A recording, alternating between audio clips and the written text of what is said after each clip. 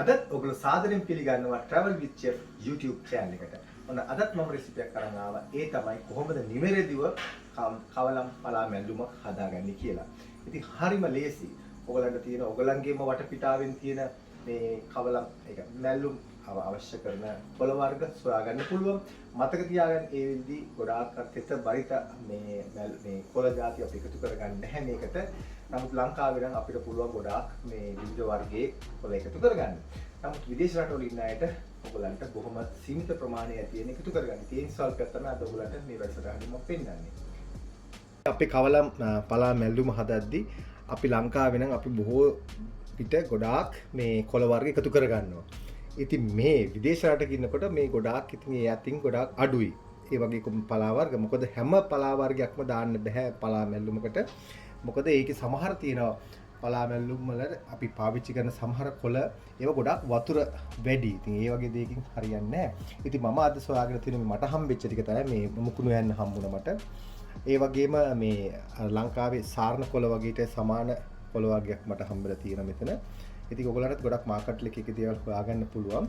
ඉතින් නමුත් ගොඩාක්ම ෆ්‍රෙෂ් උත් නැහැ. නමුත් ඉතින් මේක පාවිච්චි කරගන්න පුළුවන් අපිට මේ වගේ මේකෙන් මතක තියාගන්න මේව කපද්දී මෙන්න මේ වගේ මේ අපිට දල් විතර අපිට අවශ්‍ය වෙන්නේ. මේ ඒකේ ගොඩක් වෙලාට මෙන්න මේ නාරටිය ගන්න එපා. ඊළඟට මේ පාස්ලි කොළ තියෙනවා. ඉතින් ඔයගොල්ලෝ කවුරුත් දන්න මේ පාස්ලි කොළ නම් ඒකත් ගන්න පුළුවන් අපිට මේ පලා මැල්ලුවට. ඊළඟට මේ බහුල වශයෙන් මෙහි තියෙන්නේ මෙන්න මේ කේල් කියන කොලේ. ඉතින් මේවා හරි ගුණයි. ඉතින් ඒකෙදිත් අපිට පුළුවන් ඒකේ පාවිච්චි කරන්න මෙන්න මේ වගේ මෙන්න මේ ප්‍රමාණය තමයි අපිට ගන්න වෙන්නේ. ගොඩක් මේකද මේ ඒකේ මෙන්න මේ වගේ ලොකු නාරටියක් තියෙනවා. ඉතින් මේවා පාවිච්චි කරගන්න නැහැ. ඒක නිසා මේ වගේ මේ උඩ කොටස තමයි පාවිච්චි කරගන්නේ මේ මැල්ලුමක් වගේ හදද්දී. ඉතින් මෙන්න මේ හතර තමයි මට හොයාගත්තේ. ඉතින් ඔයගලන්ට තියෙනවා තවත් කොළ වර්ග. හැබැයි බහුල කොළ වර්ග තියෙනවා. නමුත් සමහර ඒවා අපිට පලා මැල්ලුමට දාන්න බෑ. ගොඩක් ඒ කියන්නේ ගොඩාක් වතුර ප්‍රමාණය වැඩි. ඉතින් ඒක නිසා ඔයගලන්ට ඉතින් ඔයගලා ඉන්න ප්‍රදේශවල සොයා ගන්න පුළුවන් කොළ තියෙනවා නම් ඒකතු කරලා මේ වගේ හොඳට මේ හොදලා වේලලා මේක හීනියට කපා ගන්න ඕනේ. ඉතින් එහෙම කපාගෙන තමයි මේක හොඳට මැල්ලුම හදාගන්න. ඉතින් මම ඔයගලට පෙන්නන්න මේක කොහොමද මේ කපා ගන්න කියලා. ඉතින් ඔයගලට පුළුවන් අතින් කපා ගන්නත් පුළුවන් මේක. ඒ වගේම ෆුඩ් ප්‍රොසෙස් එකකින් කරන්න පුළුවන්. මේක හරියට බ්ලෙන්ඩ් එකක් වගේම තමයි. නමුත් මේක ෆුඩ් ප්‍රොසෙස් එකක්. ඉතින් ගොඩක් අය බලලා මොකද්ද කියලා මම ඒකයි ඔයාලට පෙන්නන්නේ. මෙන්න මේ වගේ එකක් තමයි මේ තියෙන්නේ. මෙන්න මේ වගේ මේ දැති තියෙන එකක්. මේක ඕනලාට ගලව ගන්න පුළුවන් ලේසියෙන්ම.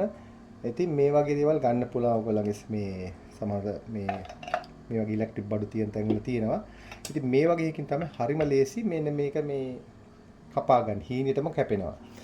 ඉතින් ඒක නිසා ඔයගලන්ට පුළුවන් ඇත්තටම මේකෙන් මේ කපලා මේ කොළ මැල්ලුම් හදාගන්න. මොකද කොළ මැල්ලුම් කිව්වම ගොඩක් අයට තියෙන මේ තමයි මේක කපන්න තියෙන මේ කම්මැලිකම. මොකද ගොඩක් වෙලා කපන්න ඕනේ, හීනෙට කපන්න ඕන. ඒ වගේ කරුණු තියෙනවා. ඉතින් මේ වගේ දෙයක් පිටර තියාගන්න ඉතින් හරිමත් වටිනවා. ඉතින් ඔයගලන්ට පුළුවන් මේකක් තියාගෙන මේ වගේ කොළ ටික දැන් අද මම කරන්නේත් මේකෙම තමයි කපා ගන්න. මේ පොඩියට මේ විදිහට කපාගෙන මේ කපාගෙන කියන්නේ කෑලි වල අතින් කඩාගෙන මේ වගේ අපිට දාන්න පුළුවන් මේ වගේ ප්‍රමාණයක්. ඊළඟට මැෂින් එකේ යන ගමනොත් දාන්න පුළුවන් අපිට ඒක වෙනම පහසුකමක් තියෙන මේ වගේ තැනකින් අපිට දාන්න පුළුවන්. ඉතින් මේක මේ විදිහට දාලි වෙලා ඉතින් මේ විදිහට මේක මේ ඕන් කරනවා.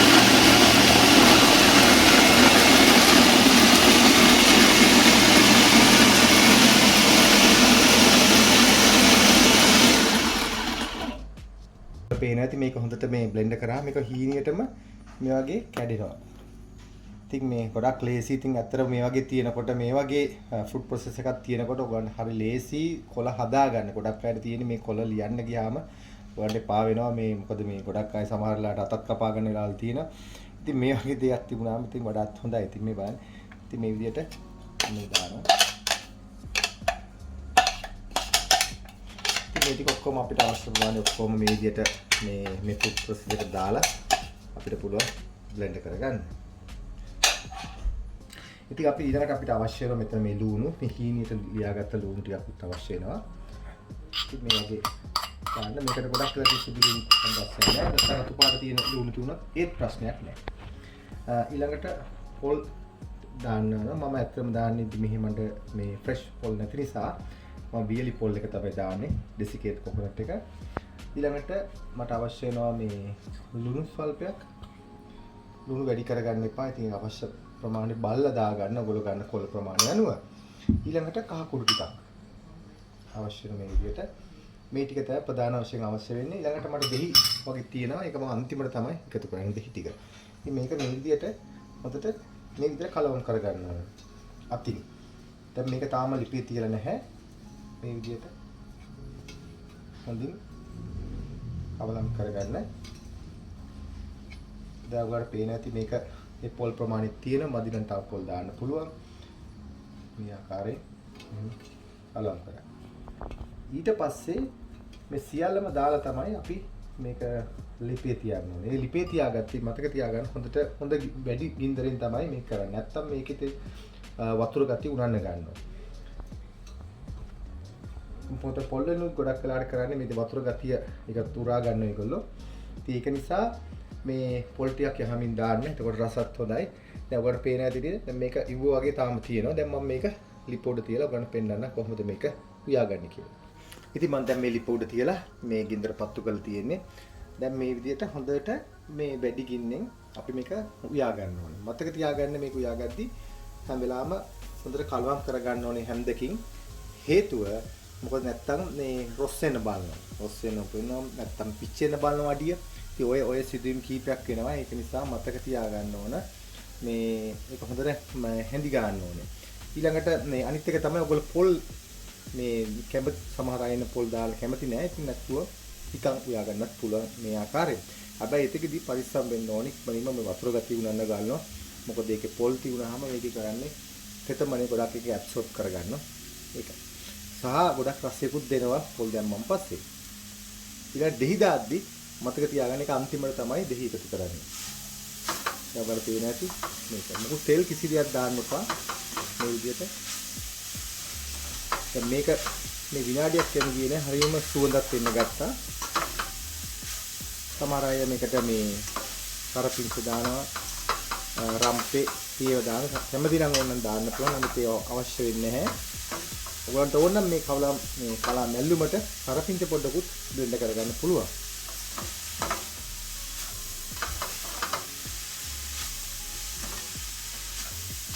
තව එකක් ඔයගොල්ලන්ට කියන්න ඕන සමහර අය වතුර පොඩ්ඩකුත් මේකට දානවා. ඉතින් ඒක ඔයගොල්ලන් කැමැත්ත. නමුත් මම වතුර එකතු කරන්නේ නැහැ. මේ විදියට මේකෙන්ම මේ පොළවලින්ම මේ වතුර ගැටි වුණ නිසා ඒකට අවශ්‍ය වෙන්නේ. ඉතින් වෙන මොකුත් මේකට එකතු කරන්න ඕනේ.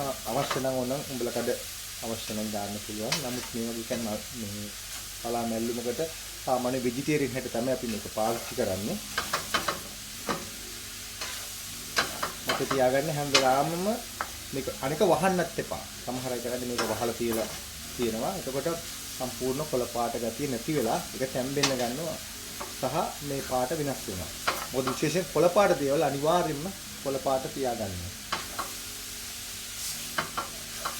ඊළඟට අනිත් දේ තමයි දැන් මේක මම මේක හැදුන ගමන්ම මතක නැතුව මේක වෙනත් භාජනයකට මාරු කරන්න. නැත්තම් තව ටිකක් ඉදිරියට මේක තියලා පාට වෙනස් වෙන්න පුළුවන්.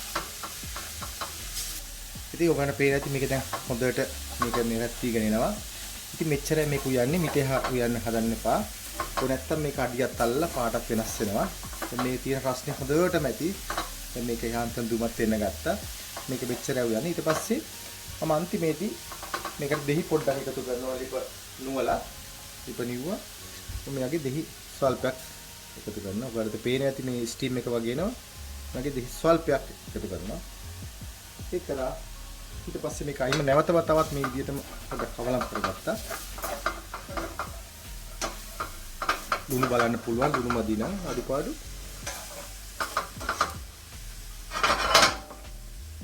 මෙච්චරයි. දැන් මම මේක ප්ලේට් එකකට දානවා. මේ පේනනේ හොඳට දුමේනවා. ඊළඟට ගොඩ කරගන්න එපා. නැත්තම් යට ටික ගොඩක් තැම්බිලා පාට වෙනස් වෙන්න පුළුවන්. බලන්න හරියම සුවඳයි.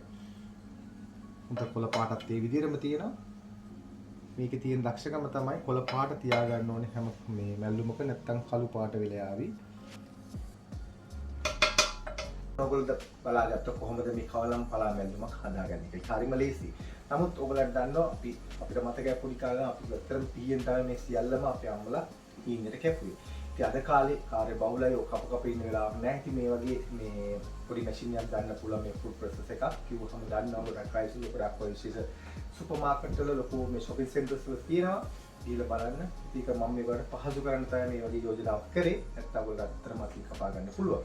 විශේෂයෙන් අපි දැන් රෙස්ටොරන්ට් වල වැඩ කරද්දී අපි ගොඩක් වෙලාවට පාවිච්චි කරන්නේ මේ වගේ ෆුඩ් ප්‍රොසෙස් එකක්. නැත්නම් ඉතින් හැමදාම මේ කප තමයි ඉන්නේ.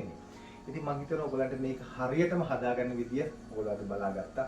ඉතින් හරිම ලේසි. ඔයගොල්ලෝ හදන්න මේ වගේ දේවල් ඇත්තටම ඔයගොල්ලෝගේ මේ ආහාරයට මේවා අඩුවන් සතියේ දෙපාරක් තුන් පාරක් හරි මේක එකතු කරලා මේකෙන් මේ ගුණය ලබා ගන්න.